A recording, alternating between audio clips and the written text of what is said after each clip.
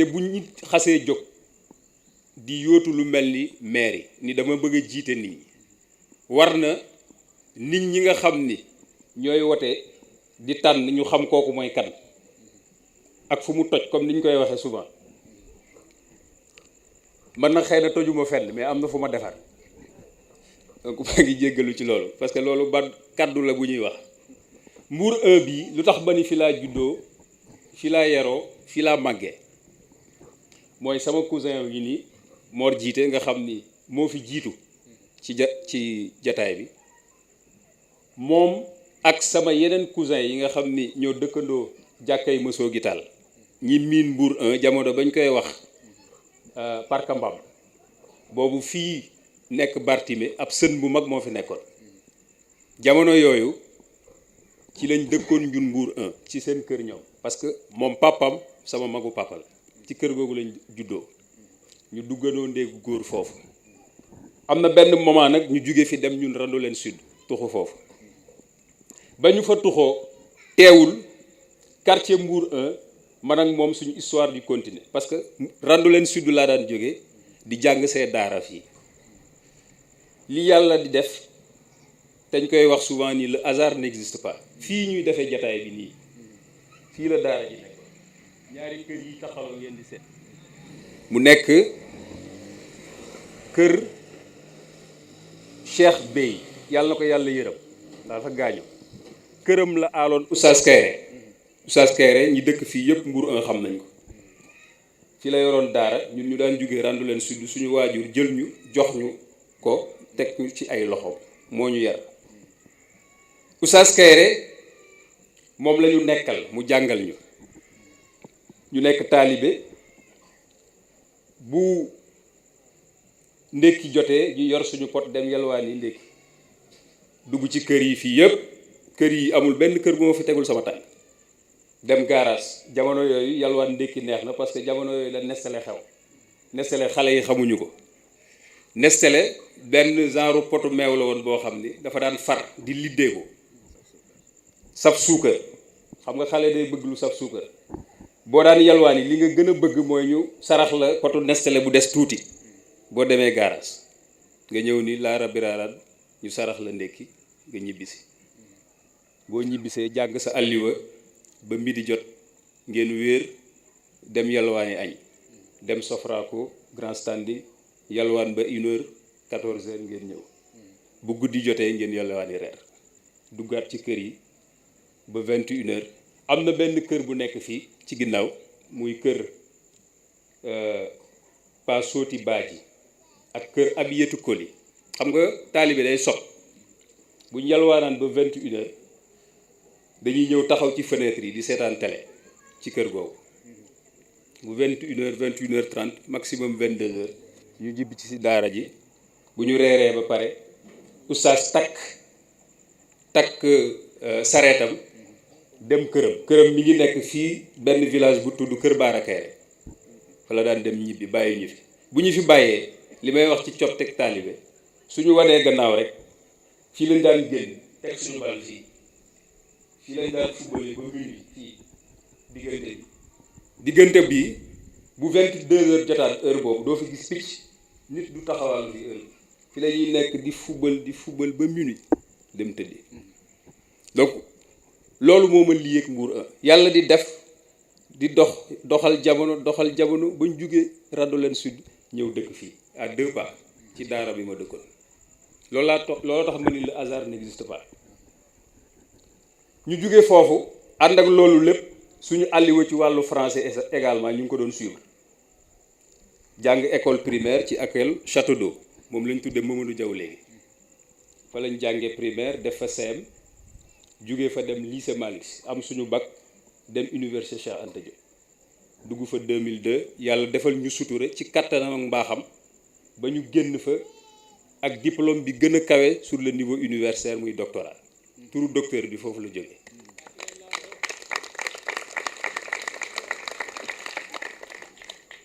donc ñu ci sant suñu borom bu baax parce que jaam bi sabab lu la am mais yàlla mooy mottali la ñu waroon def nañ ko yàlla dimbali nañu ba li ñu bëggoon ci suñu njàng ñu réussir ko depuis 2010 ñu ngi liggéey nekk enseignant chercheur ci wàllu droit donc bu ñu boolee parcours yooyu sur le plan universitaire sur le plan académique sur le plan professionnel sur le plan personnel am nañu sañ-sañ taxaw ni war nañu mën a dugg ci politique parce que politique du dara lu dul mën a jariñ sa askan ginnaaw bi nga am jàppee ni yi war a daje ci yow daje na ci yow te jàpp nañ ni yi war a daje ci ñun daje na ci ñun loolu nag ñu bëgg ko delloowaat askan wi politique boobu nag ñu ngi ko tàmbali en 2005 2005 ci lañ dugg ci mouvement politique bu tudd JDS Jeunesse pour la démocratie et le socialisme nga xam ni docteur Babacar Diop nga xam ni ku ñàkk kiñaan la nit ku jàmbaar nit ku am ay principe nit ku am conviction ñu yàgg ko gis sur le terrain syndical bi ñuy nekk lycée Malick Sy ñi jaar lycée Malick Sy yëpp vers les années 2000 xam nañ koy docteur Babacar Diop bi ñu ñëwee université ñu gis ko mu engagé wu sur le terrain politique mu doy ñu même pas idéologie bi mu doon woote muy socialisme parce que JDS mouvement la woon boo xam ne dafa aju woon ci parti socialiste bi ñuy ñëw di adhérer ci JDS avec le congrès constitutif en 2005 à l'hôtel Savana avec la présence de feu Ousmane Tanor Dieng feu professeur Sémou Pathé Gueye ba ñuy ñëw di adhérer du idéologie bi moo ñu yitteeloon parce que xëy na idéologie socialiste sax du suñu jëmuwaay mais li mu doon incarné moom docteur Babacar Diop di ko incarné ba tey d'ailleurs loolu moo ñu dugaloon ci JDS ñu ànd kook moom di liggéey ñii ñoom lañ fi teewal foofu laa doon waxee ni dinaa ci dellu si wat parce que Ndiogou Ndiaye miy toog teewal fi JDS ak Ibra Diop ñoo defandoo université Ndiogou Ndiaye maa ngi moom ñu daan bokk benn lal bu ñuy fanaan en 2005 au niveau du pavillon J 104J donc tey bu yàlla defee jamono dox ba ñëw ñoom ñu toog représenté fi JDS man ma nekk PUR loolu fierté lay doon li tax ma dugg PUR nag def transition boobu PUR ñu ngi ko réactivé en 2017 mais ku ne xam na ni parti bi 98 la existé lañ ko créé woon bi ko le président Serigne Moustapha Sy réactivé ñu gis ni Serigne Moustapha li mu incarné sur le plan politique waxuma religieux parce que loolu nit ñi dañ koy fàtte la casquette politique bi sëñ Moustapha incarné gisuma tey sur le terrain politique au Sénégal à part Laye Wade peut-être ku am parcours politique bi mu am donte c'est un homme religieux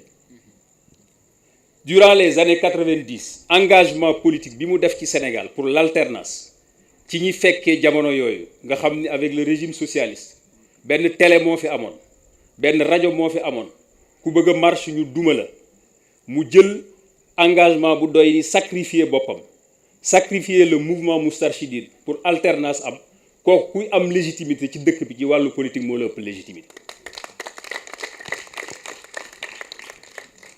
ñi def sacrifice boobu yëpp ci Sénégal su ma ko doon méngalee dama koy méngaleeg un peu avec le PAI le parti de africain d'indépendance parti boobu li leen régime socialiste teg moo tax parti boobu seey kenn gisatu leen mais moom avec njàmbaaram avec dignitéem avec ngoram avec constance am ba tey mu ngi taxaw te tey la gën a mën a taxaw fi mu nekkoon mu nekk fa je pense que loolu on doit lui féliciter pour ce travail-là pour cette constance d'autres disaient même pour cette permanence Sëñ Moustapha est un homme permanent dans son combat politique loolu bu ko nit ñi di fàtte bu ko nit ñi di occulter donc loolu bu ko nit ñi di fàtte on applaudit le président du parti de l'unité et du rassemblement te loolu li tax ma koy wax mais surtout à l'endroit des hommes politiques parce que culture bi ñu def suñu bopp jàngal ñu ko mooy un homme religieux warul dugg ci politique loolu la tubaab yi jàngal ñu def ko suñu bopp ñu donn loolu ba képp ku taxawee diine dugg ci politique ñu ni fii du wàllam fii du terrain am loolu jaaduwul parce que politique ak diine waruñu leen séparer ci Sénégal diine bu yaruwul politique wala ànduñu ñoom ñaar politique bi ci kàmb la jëm li ñu fiy jooy depuis 1960 ci crise de valeur ci ñàkk jikko ci politicien boo xam ne day fen askanam ci politicien boo xam ne day wor askanam ci politicien la boo xam ne day diggate du ko def ñàkk ngor ak ñàkk diine ak ñàkk aj sa bopp ci diine moo ko waral nit ñi il faut que ñu delluwaat ci valeurs yi nga xam ne moom la ñu diine jàngal mu leer nu ñu engagement yi ñuy jël d'abord c'est entre nous et notre Seigneur d'abord avant nous et la population loolu il faut que ñu teg ko suñu kanam bu ñu ko tegul suñu kanam du ñu dem dañuy naxante rek moo tax ni ma reconnaître sama bopp à travers le président loolu moo ma dugal PUR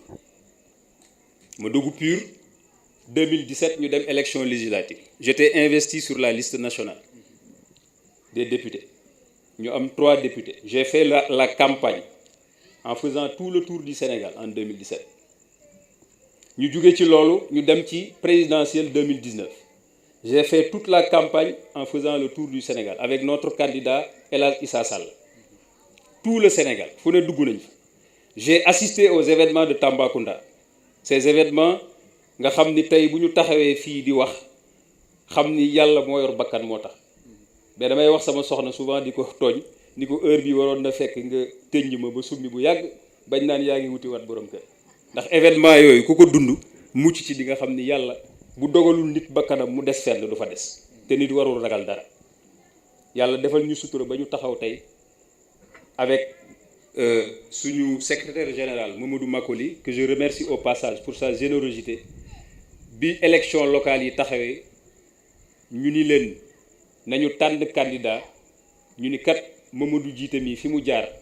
ci wàllu politique fi mu jaar ci wàllu parcours professionnel ak parcours personnel war nañoo doy pour ñu investir ko pour tabb ko candidat pour la mairie de Thiès commune ouest Thiès commune ouest nag ak Thiès de façon générale dañu am benn défi bu ñu war a relever dugguma sax ci ay njàng meeg xam nga Sénégal moom lépp a yàqu njàng mi yàqu na paj mi yàqu na yoon yi yàqu na jaww ji yàqu na suuf si yàqu na géej gi yàqu na lépp yàqu na tout est à refaire au Sénégal Sénégal yi sax bien sûr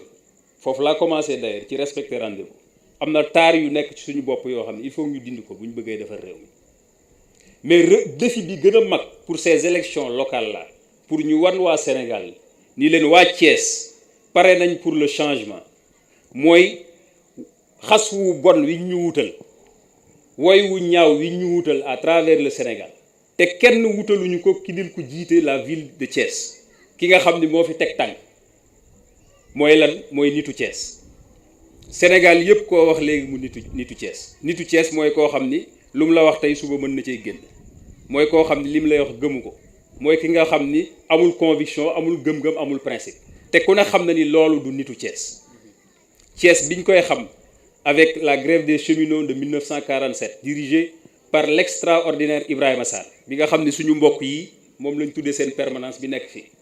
grève boo xam ni duré na presque 4 mois ci bañ Thiès dëkku bañ la woon dëkku nit ku am fit dëkku nit ku am jom dëkku nit ku am lu muy jomb dëkku nit koo xam ni foo ko fekk li muy xeex mooy nit justice ak valeur loolu élection locale yi la ñu war a wane bu baax ci Sénégal ni Thiès fa mu nekkoon mosu faa jóg xëy na ku mel ni nga mel yow la concerné mais nitu Thiès moom nitu bañkat la mus a doon nit ku dëggu la mus a doon nit ku am pas-pas la mus a doon donc la balle est dans le camp des Thiessois la balle est dans le camp des populations de Thiès commune ouest ñi ko diriger depuis 2000 mën naa ni depuis 2000 ñoo fi nekk deseelatuñu leen dara longévité boobu sur le plan politique sudul Omar Sarr bi nga xam ni moo nekk Dagana depuis 1996 maire amul keneen ku ko am au Sénégal quelqu'un qui a régné sur une ville plus de 20 ans amul fenn kon ñun wàccoo nañoo ni ñi ñu fi tegoon ñun deseelatuñu leen dara ñoom kay ñooñu deseel mooy lan jël suñu image yàq ko auprès des populations sénégalaises loolu nag am nañu occasion à travers ces élections locales là ñu donner un signal fort wan ni Thiès fa mu nekkoon jugu fa nitu Thiès nit ku dëggu la nitu Thiès nit ku am principe la nitu Thiès nit ku day bañ nitu Thiès mën naa dee ndax ay principe parce que loolu lañ ñu jàngal loolu mooy l'homme kayorien loolu lañ ko xamee son courage légendaire donc j'invite tout le monde à travers ces élections locales là ñu wane ni Thiès reste debout Thiès reste une ville de refus loolu nag fi ñu koy commencer ci sama gis-gis ak ci sama bëgg-bëgg mooy ñu commencer ko Thiès commune ouest incha allah suñu yéene mooy ànd ak askan wi ànd ak tous les membres de la coalition s'ils nous font confiance fu ne ñu teg fa suñu tànk processus bii ñu commencé déglu nit ñi seeni jàmbat ak seeni xalaat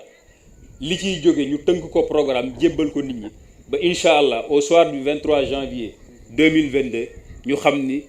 Thiès a donné le cap du changement pour les élections présidentielles de 2024.